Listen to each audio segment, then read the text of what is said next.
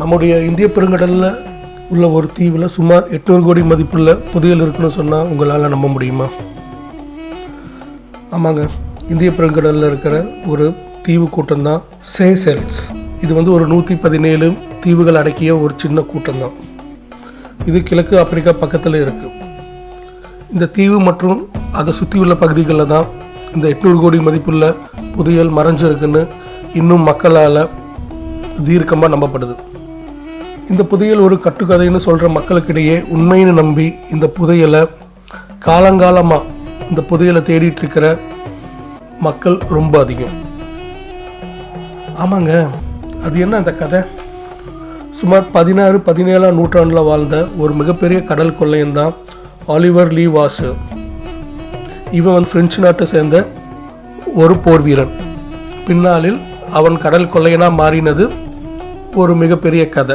இப்போ நம்ம பார்க்குற நிறைய கடல் கொள்ளை சார்ந்த படங்களுக்கும் பாத்திர வடிவமைப்புகளுக்கும் இவன் தான் ஒரு முன்னோடின்னு சொன்னால் அது மிகையாகாதுங்க. ஆமாங்க, நம்மளுக்கு கடல் கொள்ளைன்னு சொன்னால் முதல்ல வர ஞாபகம் ஐபேட்ச் தான். அதாவது அந்த ஒத்த கண்ணை துணியெல்லாம் மறைச்சிருப்பாங்க.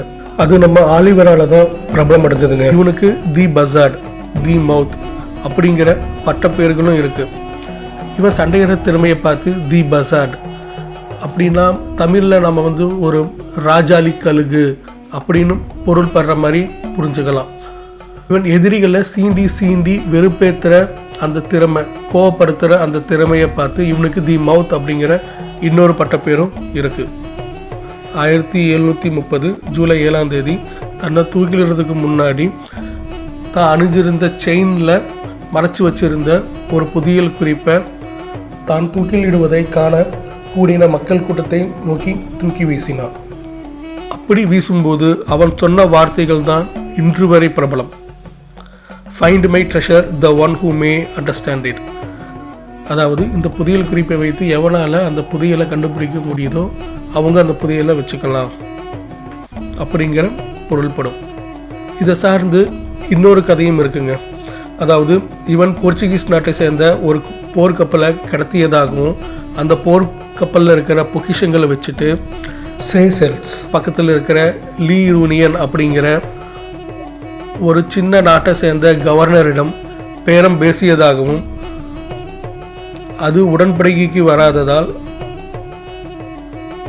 அந்த பொக்கிஷங்களை வீசியதாகவும் நம்பப்படுது. அந்த புதையல் குறிப்பை இப்போ வரைக்கும் யாராலையுமே புரிஞ்சுக்க முடியலைங்க.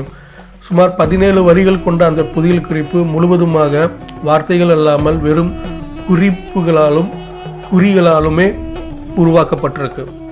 இவ்வளவு நாள் கடந்தாலும் இன்னும் சொற்ப மக்கள் அந்த குறிப்பை உண்மையை நம்பி அந்த புதையலை தேடிட்டு தான் இருக்காங்க. என்னங்க, உங்களுக்கு இது பிடிச்சிருக்கா? பிடிச்சிருந்ததுன்னா கமெண்ட் செக்ஷனில் உங்களோட கருத்துக்களை தயவுசெய்து பதிவு செய்யுங்க.